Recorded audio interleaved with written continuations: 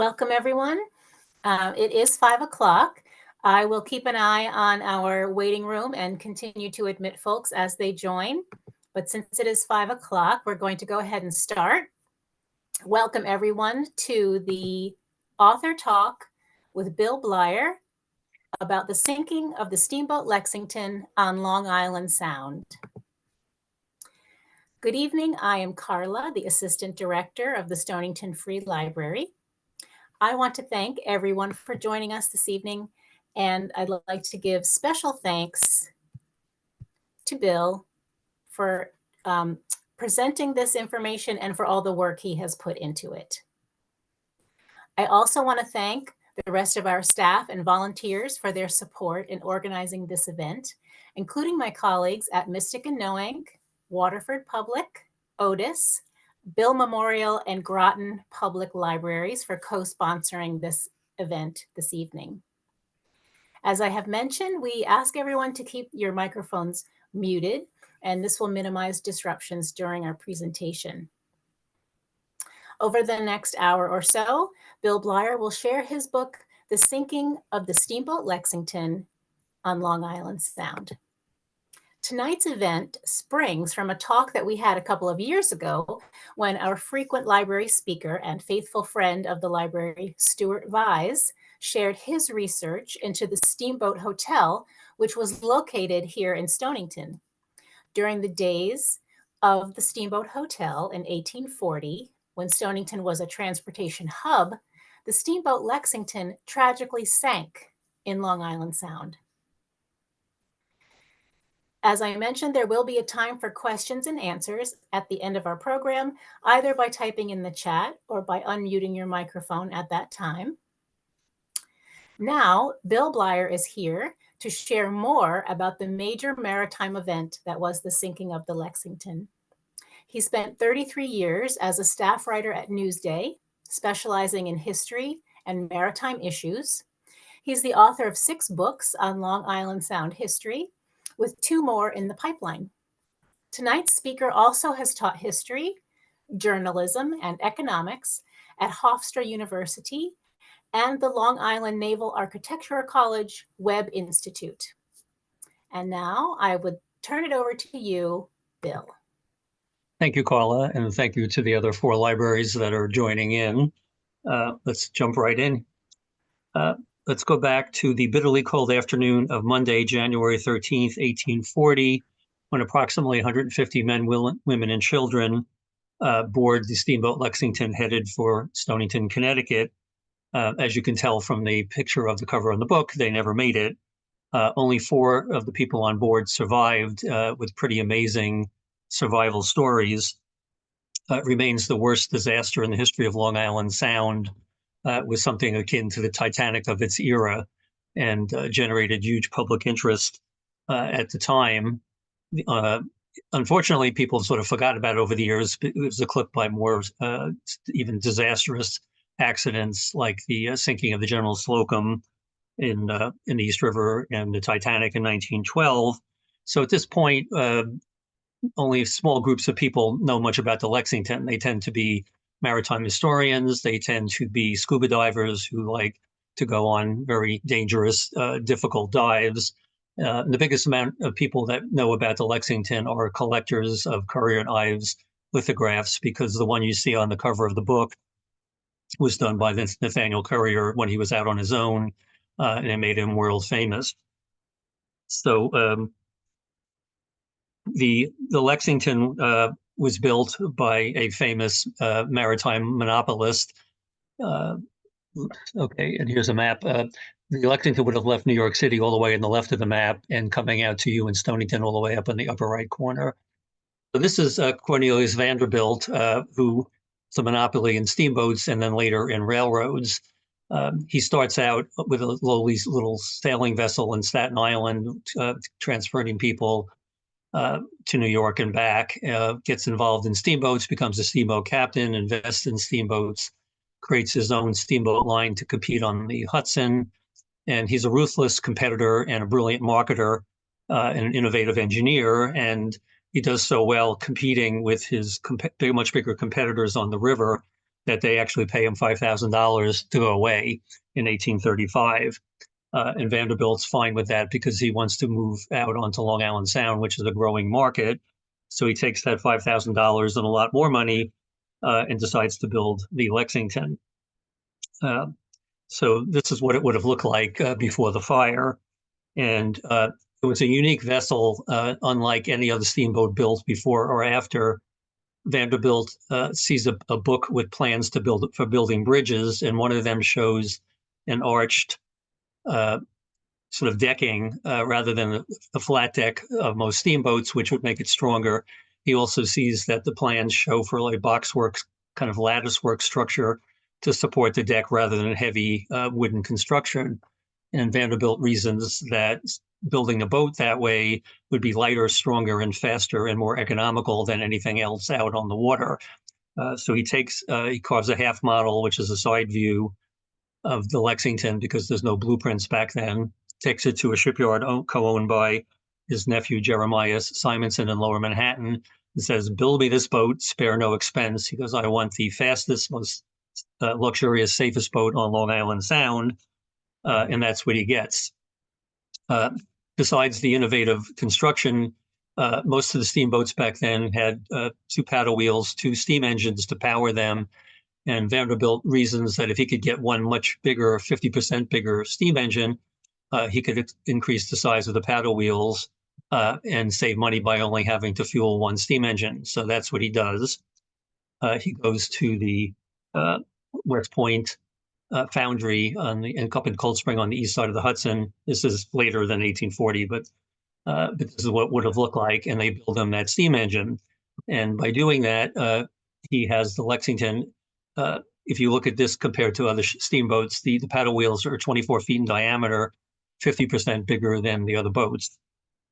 It includes the safety features required by federal law of 1839, which is 3 lifeboats, but they can only hold about half of the people on board. There's a portable steam fire engine, and there are about 24 fire buckets to throw water on a fire. So by the time he's done, he spends $75,000 when the boat is launched in April of 1835, and that's the equivalent of about $2.5 million today, significantly more than any other steamboat cost on Long Island Sound when he launches it. His gambles on construction pay off immediately when the boat makes its maiden trip out to Providence, Rhode Island on June 1st of 1835. It averages 17 miles an hour when the average of the other boats on the Sound is only 12. The New York Journal of Commerce writes a banner headline, "Fastest boat in the world." The boat is an immediate success because it's very luxurious. It's also significantly faster, and Vanderbilt touts the safety features on board, although they're pretty much the same as any other steamboat. Here you see an ad. He calls his company the People's Line because he's competing against a much larger monopoly company, the New Jersey Steam Transportation Company. So he calls his company the People's Line and advertises that I'm fighting the monopoly to give you guys a good deal, affordable transportation. So steamboating on the Sound starts in 1815. And the only reason it's happening is because people want to get from New York to Boston or Boston to New York. There's very little demand for transportation up and down Long Island or to places in Connecticut and Rhode Island. So what happens is they can't build a railroad from New York up through the hills of Connecticut, but they can build railroads southwest from Boston. So they start to build those railroads, and the steamboats starting in 1815 start going further and further north on the Connecticut and then Rhode Island shore to transfer passengers in the middle of the night to complete the voyage. But before the steamboats, it would take you 3 days on a bumpy stagecoach to get one way or the other. And this cuts the trip down to less than a day, so people could leave New York at 4 p.m. and have breakfast in Boston. So these boats are very popular. They're primarily serving business people, but there are people traveling for other reasons as well. If you look at the ad, at this point, the Lexington is sailing to Providence and back and forth to New York. And you can see he's charging $450. When he launches the boat, the going rate is $8, and Vanderbilt does what he did on the Hudson, which is engage in fare wars because his boat is much cheaper to operate. So he keeps driving the price down. As on the Hudson, they get it down to literally zero because he can make money charging for food, drinks, and renting a bunk on the side of the salon. So he runs the boat for 3 years, decides he wants to trade up and build the next generation of steamboats. So unlike the Hudson competitors who pay him $5,000 to leave, in this case, he goes to the steam transportation company and says, I want you to buy the Lexington for $60,000 and then I'll go away. And the superintendent of the company tells the owners that don't trust him. Vanderbilt's not going to stay away for long, which is what happens. But they want to get rid of Vanderbilt before they run the company into the ground. So they buy the Lexington, and they spend another $12,000 modernizing it, upgrading it.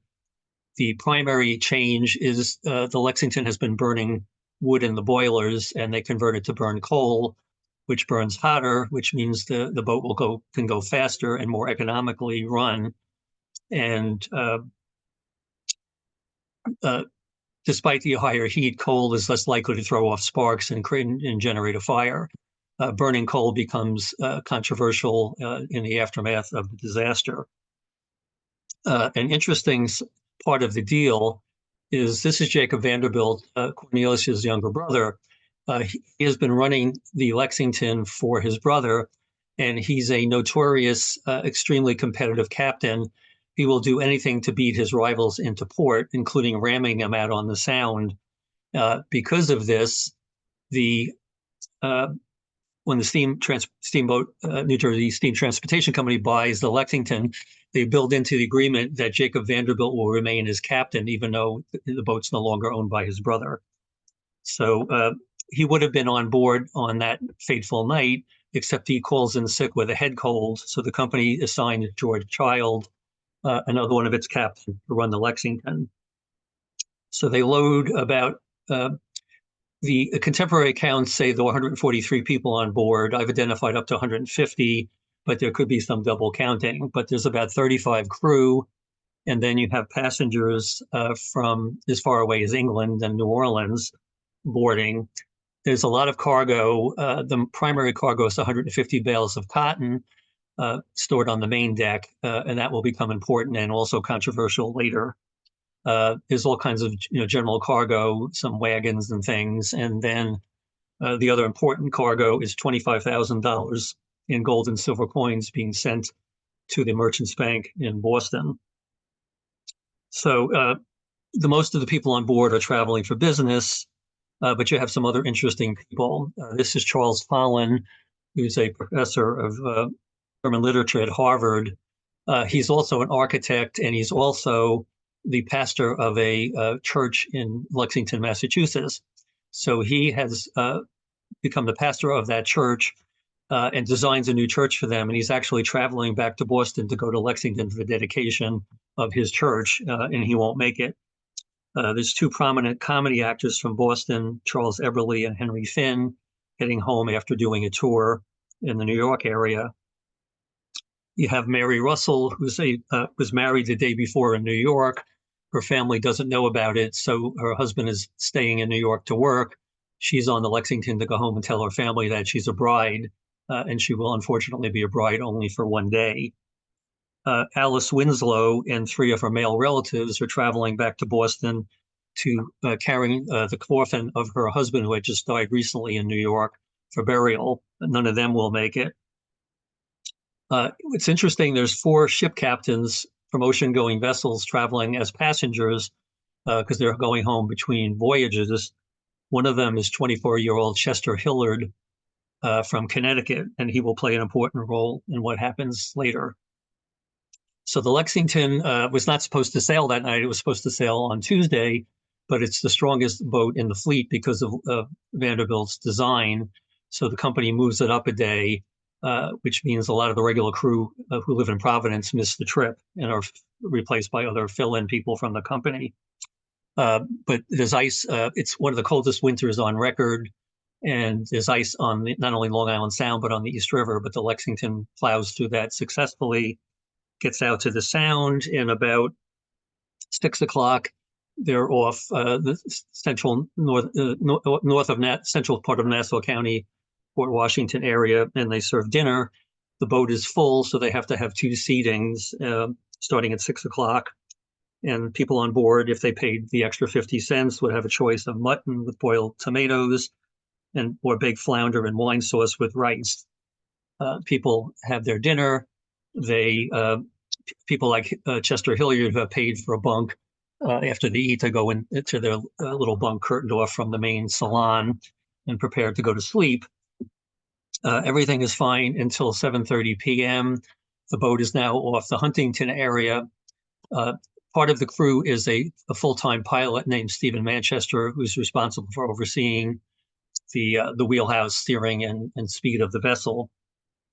He's got a helmsman actually steering, and while he's up there, another crew member runs into the wheelhouse and says the boat's on fire. So Manchester is one of the four survivors. He testifies a week later at the inquest into the accident and says, "My first movement was to step out of the wheelhouse and look aft, saw the upper deck burning all around the smoke pipe." He runs back into the wheelhouse. Captain Child, who was elsewhere, sees the fire. He runs into the wheelhouse, and the three of them realize that the only way to probably save the passengers and crew, and probably not the boat, would be to run it aground in the nearest land, which is Eaton's Neck, north of Huntington, Long Island. So they spin the wheel to the right to try to turn the boat to make it to shore, which is 4 miles or 20 minutes steaming time. But then Manchester testified. He said, "We had not yet headed to the land when something gave way, which I believe was the tiller rope." So the steamboats of that era have the steering wheel. They have a rudder in the stern. There's iron rods running onto the top deck to connect them, but they need a flexible coupling. So they use rawhide rope on either end of those rods. And what they hear breaking is a fire burning under the wheelhouse is burned through the tiller rope. So when they turn the wheel to the right, nothing happens. The Lexington continues heading towards Stonington. To make things worse, the fire has driven the engineering crew away from the steam engine, and they can't release the pressure. So the Lexington is plowing ahead for 20 minutes at 12 miles an hour, the cruising speed, in the wrong direction. So as I mentioned, they have a fire pump. Manchester goes outside down to the foredeck, gets the crew to start the fire pump, and a fireman who survives, Charles Smith, picks up the hose and starts to run down the deck to get the nozzle, and realizes the flames have already engulfed the end of the hose and the nozzle, making the portable fire pump useless. The second mate, David Crowley, organizes the crew into a bucket brigade to throw water on the fire. The fire is advancing rapidly because the boat is still moving, and the wind is fanning the flames. Half the fire buckets were hanging over the engine room area, and they're already on fire, so they only have about half of the fire buckets. The captain and the crew realize they're not going to have time to wait for the boat to stop moving to launch the 3 lifeboats. They also know if you're launching a lifeboat when the Lexington is moving about 12 miles an hour, it's not going to go well, but they figure they have no choice. So the captain helps to launch one lifeboat. They fill it with passengers. He's on the forward tackles, and they're lowering the boat, and somebody inexplicably above them on the deck cuts the rope. So the bow of the lifeboat falls into the Sound. The boat capsizes. Everybody's washed away. They launch the second lifeboat on the other side, but because of the forward motion, it fills with water, capsizes, and everybody drowns or dies of hypothermia. Manchester launches the third and smaller lifeboat that's stored up by the wheelhouse. They put it overboard. He tells the crew to make sure you tie it securely to the Lexington so it doesn't drift away, but either the rope breaks or they didn't tie a very good knot. The lifeboat with nobody in it drifts back and is crushed by the paddle wheels. So people are jumping overboard. It was 4 degrees when they leave Manhattan at 4 p.m. the temperature out on eastern Long Island that night is recorded at 19 below. So anybody who goes into the water, even though they have life jackets, is not going to last more than a few minutes. The reason anybody survives even for a while is because of two people on board. Manchester, the pilot, is up on the foredeck with about 30 passengers and crew.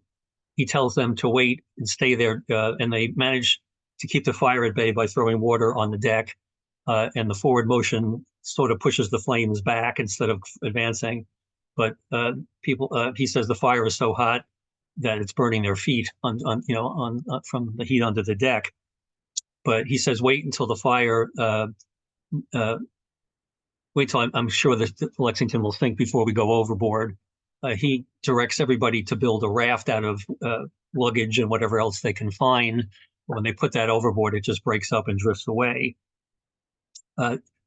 Chester Hilliard, the traveling passenger captain, says the same thing to about a dozen people around him back by the paddle wheels. And he also survives.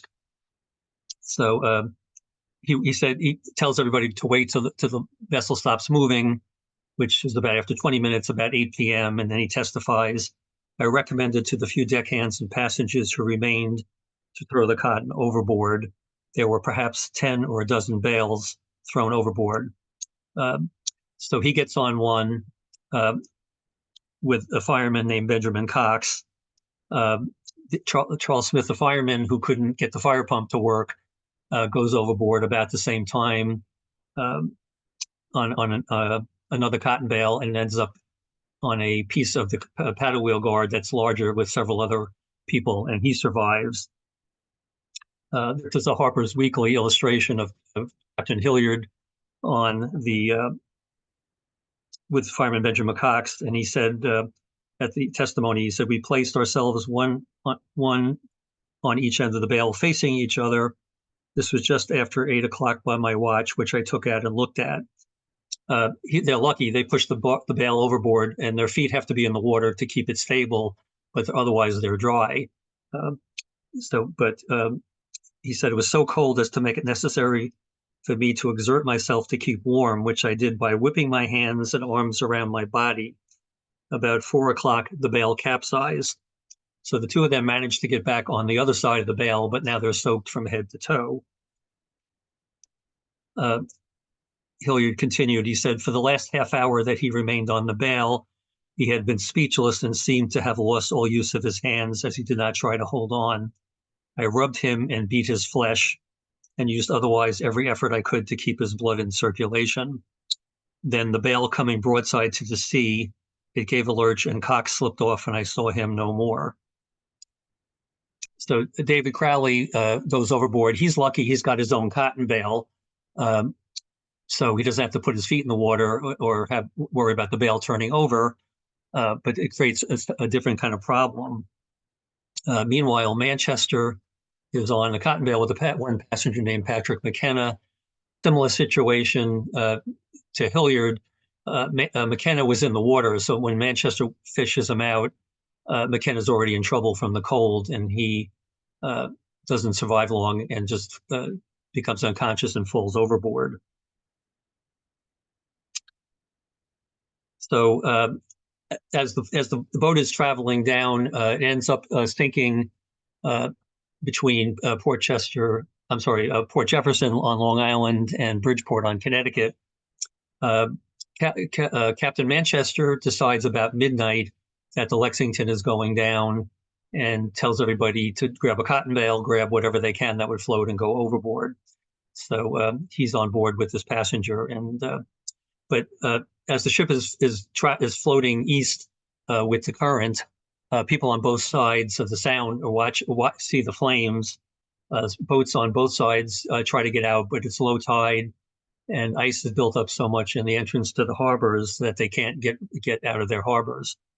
One schooner is actually out on the Sound, trailing behind the Lexington, but the captain, he's downwind. He says it would take him 4 hours to where he last saw the flames. Decides it's not worth the trouble. Whatever's going to happen would happen. And it turns out he would have been the first person on the scene. So he's widely condemned in the newspapers after the accident. So this is sort of what the cotton bales would look like, so you give you an idea of how they could serve as a raft. This book was actually in Manchester's pocket. The next morning, one of the captains, um, Oliver Meeker from Southport up by you, who had tried to get out the night before, gets his sloop, the Merchant, out at high tide, gets out to the scene about 11 a.m., and then he picks up in rapid succession first Hilliard, then Manchester, and then he picks up Charles Smith off the paddle wheel guard. They look around for other survivors. They can't see any. They pick up 3 bodies and then decide to head back for Southport to get medical attention for the 3 survivors who are all suffering from hypothermia and frostbite. They take Manchester to the house of a local minister in Southport, and he gives this copy of the book that was in his pocket to the minister, and it's handed down through the family of the minister and then eventually given to the Southport Library. So the problem is that there were 4 survivors, and the second mate, David Crowley, is on his own cotton bale, which means he's drifting more quickly than the more heavily laden cotton bales with 2 people. So he's further east. He sees the Merchant looking around for survivors. He puts a handkerchief between his frozen hands and tries to get the attention of the people on board, but they never see him. So he drifts east. He's been out on the cotton bale since 8 p.m. on Monday night. He drifts east, gets close to the Connecticut shore twice, but then the current changes and carries him back out into the middle of the Sound. So finally, at 9 p.m. on Wednesday, 50 hours after he goes overboard, he washes up on the shore in Riverhead on the North Shore of Long Island. He's wearing only a shirt, pants, and a vest, no hat, no coat, no gloves, no food, no water. He manages to get over this giant ice floes that are built up on the shore. He looks up and down the beach and sees lights on in a house a half a mile up the beach. And I'm sorry, 3/4 of a mile up the beach. And it turns out to be the house of Matthias and Mary Hutchinson, who are awake, even though they normally would have been asleep by 9 p.m., but their son is visiting, so they're up talking. So Crowley stumbles or walks or crawls 3/4 of a mile and knocks on the door and then passes out. Mary Hutchinson gives a written account later of what occurs. She said, "There's a feeble knock at the kitchen door, followed by a faint cry of distress. On opening the door, we discovered the prostrate figure of a young man about 25 years of age, without a coat or hat. We instantly carried him into the house in an insensible condition, and then saw that his hands and arms resembled marble. They were solidly frozen, as his feet also proved to be once we had cut off his boots. We immediately removed him to a cold room and immersed his extremities in cold water. Doing that saved his limbs from being amputated from gangrene. So luckily they knew how to treat frostbite." And she continues, she said, "During the night, we cautiously raised the temperature of the water, and before morning, the poor fellow had revived sufficiently to drink a few spoonfuls of beef tea and to articulate a few words." So he tells them what happened on the Lexington because they had no idea. He tells them he was saved by the cotton bale and asked them to go retrieve it for him, which they do.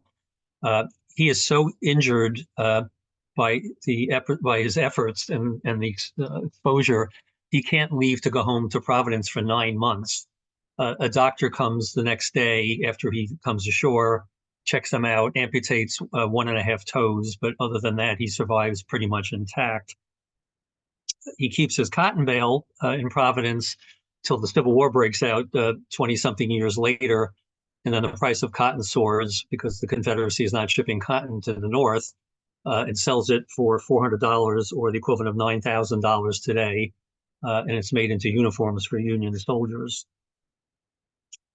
So when the Captain Meeker gets back to Southport, the word quickly travels to Bridgeport, where people had seen the fire, and the first details are relayed to the newspapers in Bridgeport, and they all put out extra editions on the afternoon of Tuesday with what they can glean from the 3 survivors. Nobody has any idea at this point that David Crowley has even survived. They think only 3 people made it. The next day, the word gets to New York, and the newspapers there put out their extra editions, and the New York Sun is the biggest paper in the city, wants to do something, put out an extra with an illustration. And at the time, the technology to do anything complicated like these illustrations I showed you of the people on the cotton bales would take about a week to get into print. But the New York Sun doesn't want to wait that long, so they go to Nathaniel Currier, shown here in middle age, who's been in business for about 5 years in Lower Manhattan, and specializes in doing disaster lithographs of fires and maritime disasters. And they say, can you get us an illustration of the Lexington on fire? And he goes to work with his team. So in the first extra, they just have a little woodblock cut of a generic steamboat. And eventually, after about 10 days in, or 6 to 10 days in, Currier comes up with this lithograph, which is by far the best image of the fire. But before that, the Sun puts out extras for about 2 weeks. Every day they have a better illustration and more information on the bottom page. So this is the first of the extras, and this is the final one with Currier's illustration. They still, these illustrations were hand-colored by a team of young women sitting at a long desk. Each one adds one color with a colored pencil. Then they would, once they're colored, they would be sent back to the Sun office where people are lining up around the block to buy them for about 3 weeks. They sell 14,000 copies of these extras. And this is a huge event in journalism history. This is the first illustrated extra edition in any newspaper in America. The competition wants to keep up, and competitors to Currier want to compete as well. So these are a bunch of other competing lithographs done in New York, Boston, and elsewhere. None of them are as dramatic as Currier's. This story travels around the country and then around the world because it's such an amazing disaster, to the point where this lithograph is one of 2 done in Paris after the sinking. The New York Dispatch, not to be outdone by the Sun, comes out with their own extra edition with a different lithograph, but they only managed to do it in black and white. So everybody wants to blame somebody for the accident. Immediately after the sinking, the newspapers and people in their letters and sermons from pulpits, everybody's saying they want to know how this happened. They want to blame somebody, and they sort of reflexively blame the owners of the Lexington and the crew and officers of the Lexington. There's demands in the newspapers to try the officers and surviving officers for murder. This is the talk of the town. Everybody's writing about it, talking about it. So a week after the accident, the coroner in New York impanels a jury of 12 men to try to get to the bottom of what happened. Unfortunately, not one of the 12 has any knowledge whatsoever of maritime affairs, let alone how steamboats work, and that plays out in their test in their verdict later. So they hear 8 days of testimony, starting with Vanderbilt about building the boat. They have engineers, they have federal steamboat inspectors, the 3 of the 4 survivors, rival steamboat captains, people from the foundry that made the steam engine. And the consensus of most of the testimony is that the Lexington was a well-built, well-maintained boat, that the upgrades done by the Steamboat Transportation Company made the boat safer rather than unsafe, despite all the rumors going around, and that burning coal was safer than burning wood, that carrying cotton bales, which are not highly flammable in their bale state, was not only a safe thing, but was done by all the other steamboats. It was not really creating any risk. So after, on the 9th day, the jury puts out its verdict and they condemn, they basically ignore all the testimony, condemn the Lexington and its owners and crew, say they panicked. If they had kept their wits about them, they could have saved everybody on board, ignoring the fact that the 3 lifeboats could only contain about half of the people on board. So basically, it's sort of a kangaroo court. The coroner, who's listened to the testimony, writes his own addendum saying, I don't know what these people were talking about, because what I heard everything was done right, and we'll never know where the fire started. He goes even beyond that because there's a huge backlash from maritime experts who write letters to the papers explaining why the verdict was ridiculous. And the coroner actually includes them in his report to sort of undermine his jury. There's also a commercial reprinting of the excerpts, which is what you see here, by a company in Providence, where most of the crew came from and most of the passengers. This is the cover and the title page. They have their own not so great illustration. And then they have a list of all the crew and passengers that they can identify. It's incomplete because they did not keep a list of people who bought tickets, and even the crew names, some of them are just identified by job title. But this totals 143, and I found at least 7 more people, but there could be some double counting there.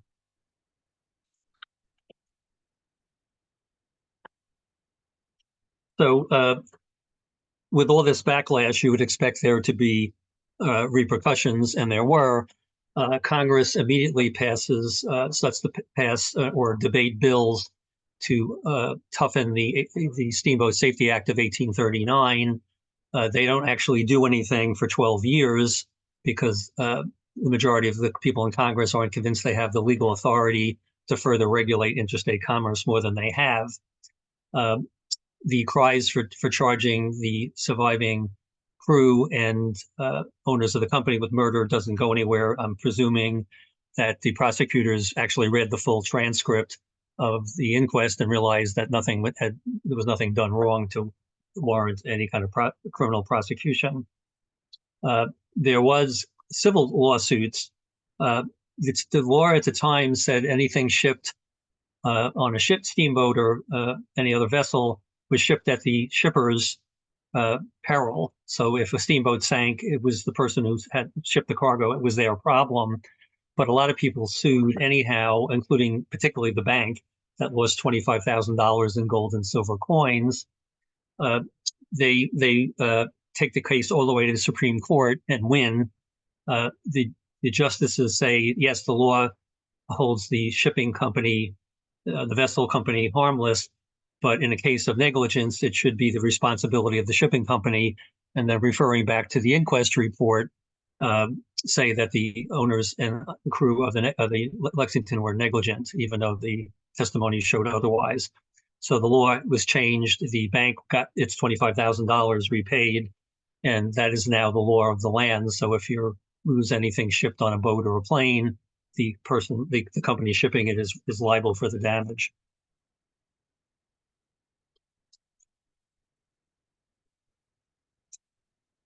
The 3 employees of the steamboat company go back to work. They're all promoted.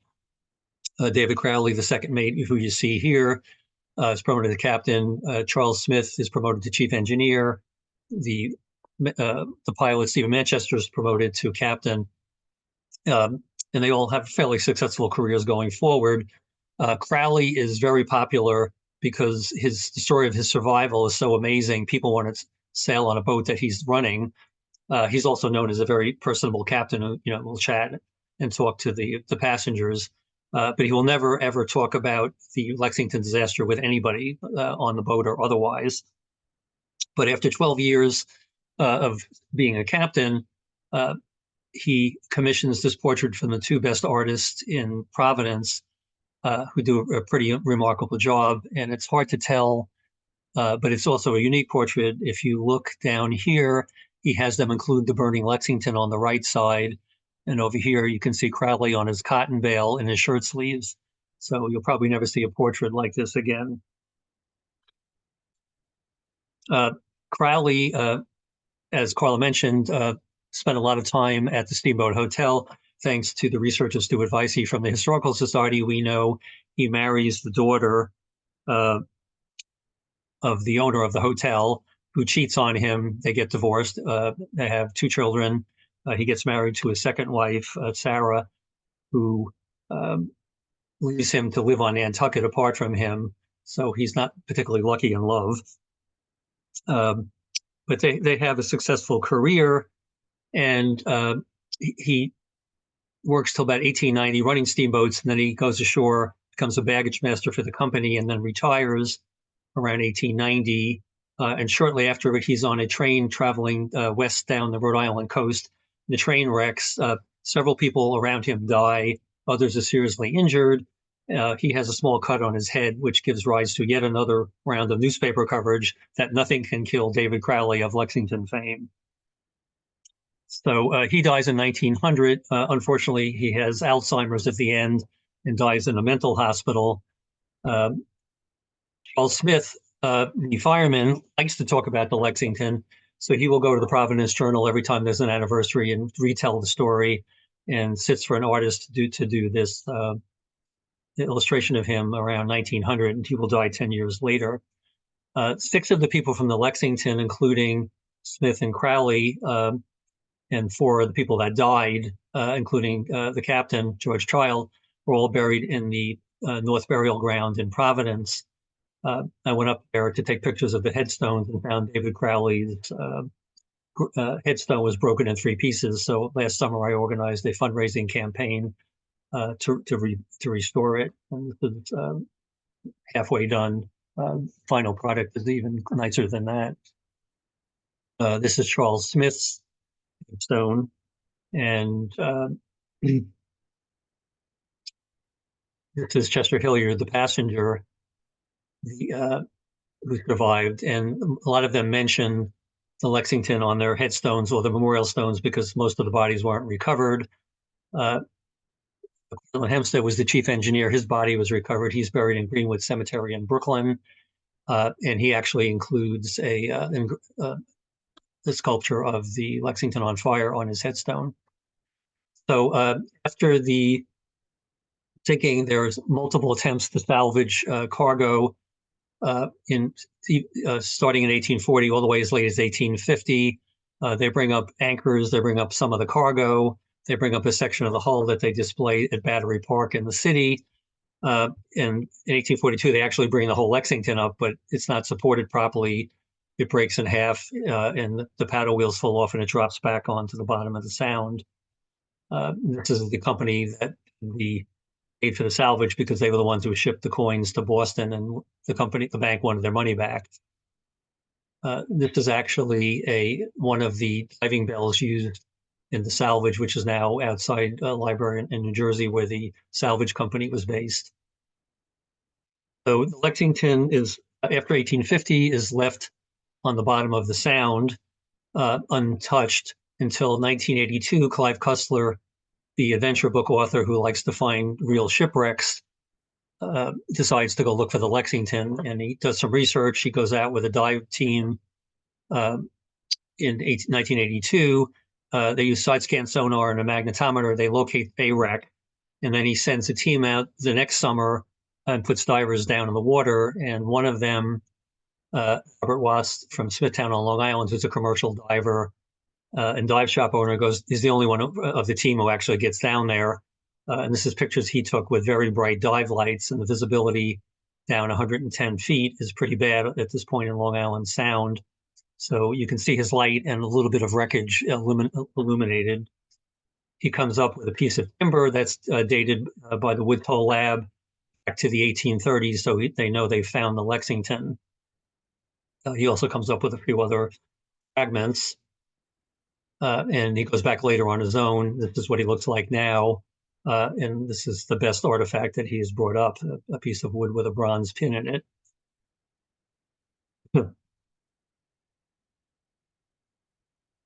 Intrepid divers with a lot of experience still go visit the wreck periodically.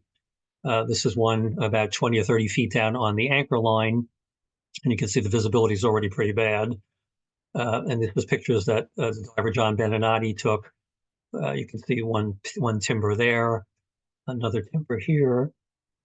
And this ring that looks like a donut is actually the base for one of the masts on the top deck. So people want to know what Lexington looks like, and on a good day, you can see maybe 5 feet because of the muddy bottom and the algae and everything down there. So I arranged for a diving friend who does side-scan sonar on the side to go out and spend a half day north of Port Jefferson looking for the wreckage using Clive Cussler's location data. So he went out and he finds on the bow and the stern section, because the boat broke in half, he found one of the paddle wheels. The other one is gone, either it just disintegrated or settled so much into the mud that there's nothing above the surface. And here you can see on a nautical chart where everything is located. If you've taken the Port Jeff ferry, you've gone right over the wreckage. Up here is the Stratford Shoal Mid-Sound Lighthouse, and the Lexington is down over here in these two locations. So the best view we'll probably ever get of the Lexington is from his side scan sonar. So this is what the bow looks like, and you can see that unique lattice work construction that Vanderbilt designed very clearly in the scan. Here is the stern. Again, you can see the same construction. And here is the bow and the stern lined up with the original illustration. So that's the best view I suspect we'll ever see. And this is a good place for me to stop and see if anybody has any questions. So I will stop the screen share and turn it back over to Carla. Thank you. That was fantastic. So now if you have any questions or comments, feel free to type them into the chat or click on your red microphone and unmute yourself and join in and ask a question.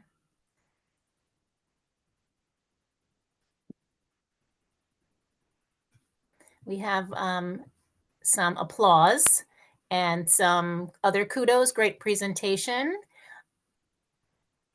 Personally, I enjoyed the images. I loved all the historic images and news items. We have some thumbs up.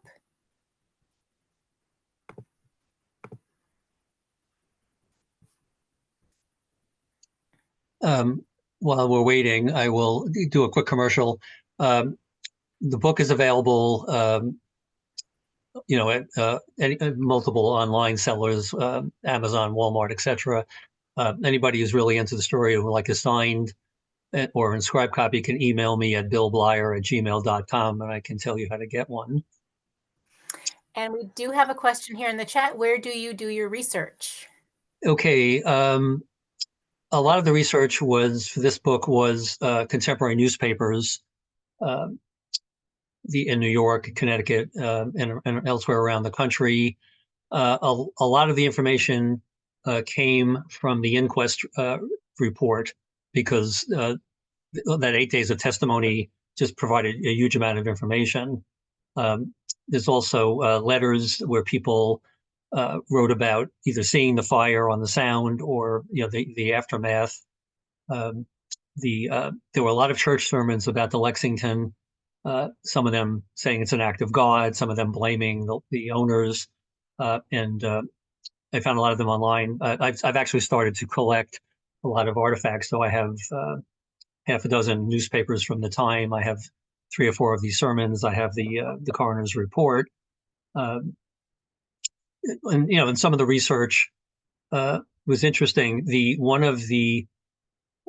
initial report said that Henry Wadsworth Longfellow, the famous poet, was on board the Lexington and presumed lost. Then the next day or two, they said he wasn't on board, and then the story spreads that he was supposed to be on board, but missed the boat because he was meeting with his editor in New York about the publication of the wreck of the Hesperus poem. And so that's repeated over time in all the anniversary stories. It's repeated in many books talking about shipwrecks. So I decided to dig a little deeper that nobody else and the other authors had done, and there were books of all of Longfellow's letters, which I got from the library. And it turns out he was back home in Cambridge, Massachusetts, 2 days before the Lexington sank, and nobody bothered to research that. So what I do in all my books is try to fact check everything and debunk a lot of legends that people and speculation that people put out as fact.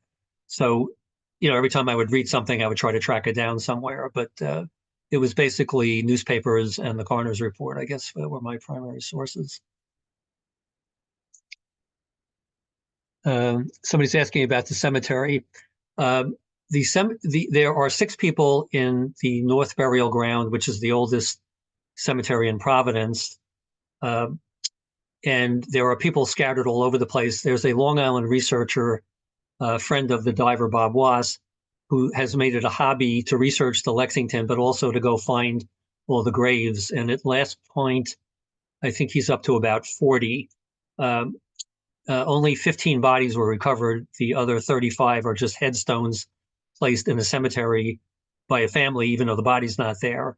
But he's found, I think, 5 graves, five cemeteries in Maine with Lexington victims, several in Pennsylvania.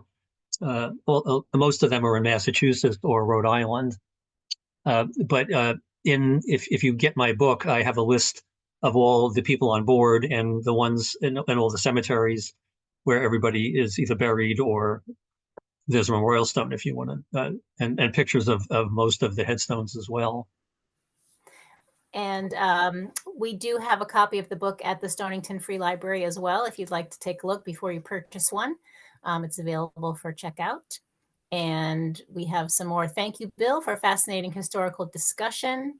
And a note, someone asked, is this being recorded? It is, and we will post it in a couple of weeks. Any other questions while we're here? I know that, oh, it looks like, oh, thank you. Thomas Stafford, was he raising his hand, I think? Yes, let's see. Yeah, I think he's still waving. Okay, let me find him and unmute here.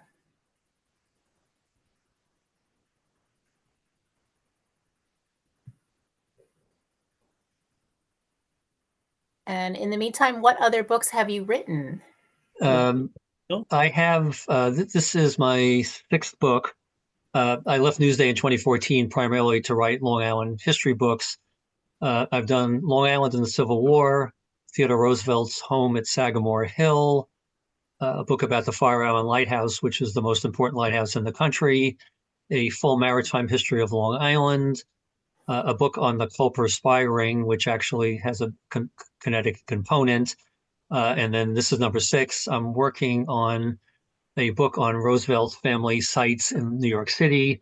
And then I'm going to be doing a book on Long Island shipwrecks, which will include the Lexington, but a lot of other wrecks. Tom, did you have a question? You are unmuted now. Oh, thank you. Yes, Bill, I was wondering if you could comment a little bit about the general safety of steamboats back in that era. It's my understanding that a lot of them, particularly out in the West, maybe on the Mississippi and so forth, blew up and had all kinds of tragedies. There were low pressure boilers and the high pressure boilers and, all kinds of, things going on that made steamboat travel really quite treacherous. That's true. In the early days, they would, generally run the boilers at too much pressure, and then they would explode frequently. And there was lots of accidents, particularly on the Mississippi. The most famous one is the Sultana, which was bringing Union prisoners freed from Andersonville at the end of the war back to the north. The boat was heavily overloaded, and the boat was in bad shape. And they ran the engines too heavily, and they exploded and killed almost everybody. About 2,000 people died in that accident. But almost every week or every month there was some boiler explosion. That was the primary problem early on. There weren't as many fires. The fires were actually fairly rare on Long Island Sound. You only have a handful of fires. And they wouldn't be from the boiler exploding. They would be either from coals or sparks getting out of the boiler. But in the case of the Lexington, they never. It's more likely that the fire on a lot of these boats was not from the boiler because they protected the boats. So Lexington had big basins full of water under the steam engine in case any sparks dropped down to put them out. There was a 1-inch thick iron plate over the engine in case sparks went higher, or there were any flames, came out when they were opening the doors to throw in coal. They even had a 1-foot diameter pipe going from the engine room down into the Sound. So when they took the hot coals out of the boiler, they would drop them into that tube so they wouldn't have to be carried up, onto the deck to be thrown overboard. The steam pipe was 1-inch thick cast iron surrounded by a 12-inch space with hot steam in it. So if there was a break or a seam in the pipe, fire really couldn't escape. So, but all these boats had lanterns and lamps throughout the upper and lower decks. So, my supposition is the Lexington fire probably started from a lamp that tipped over in one of the cabins or cargo space.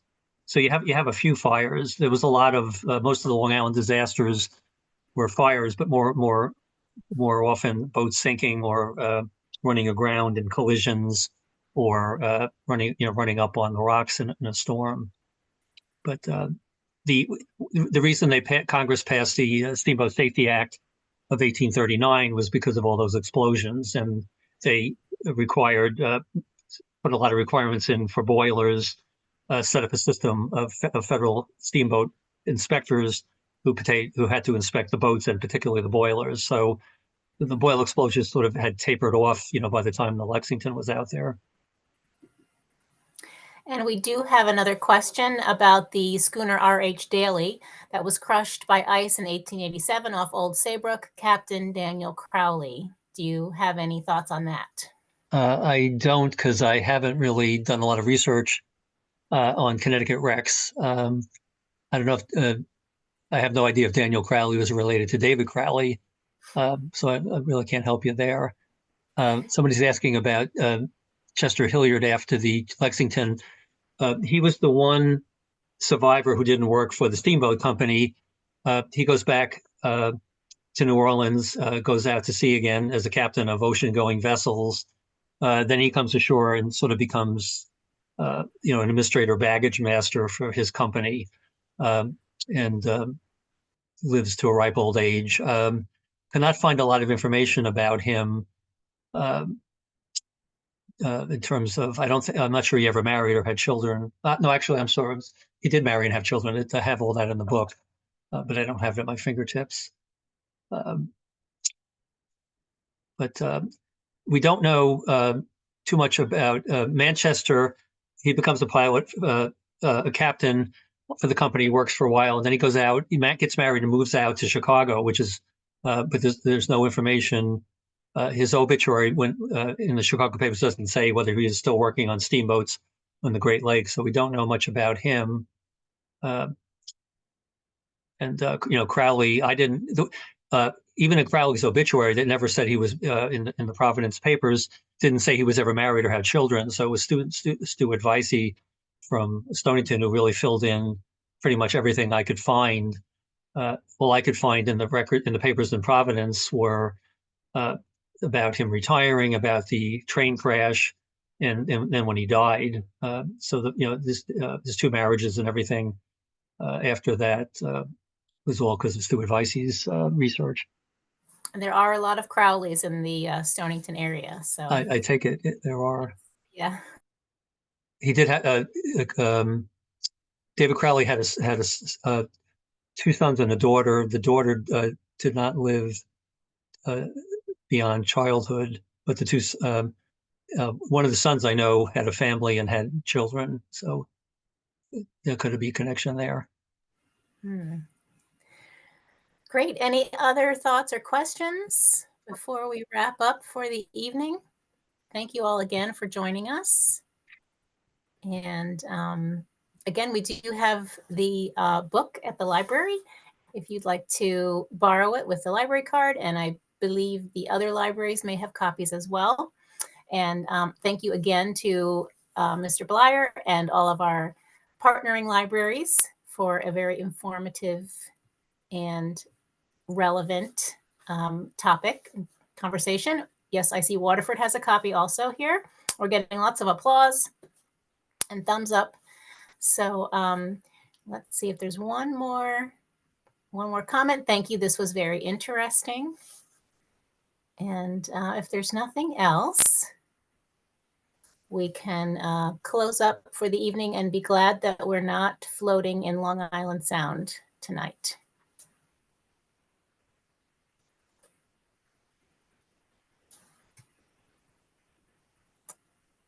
Okay.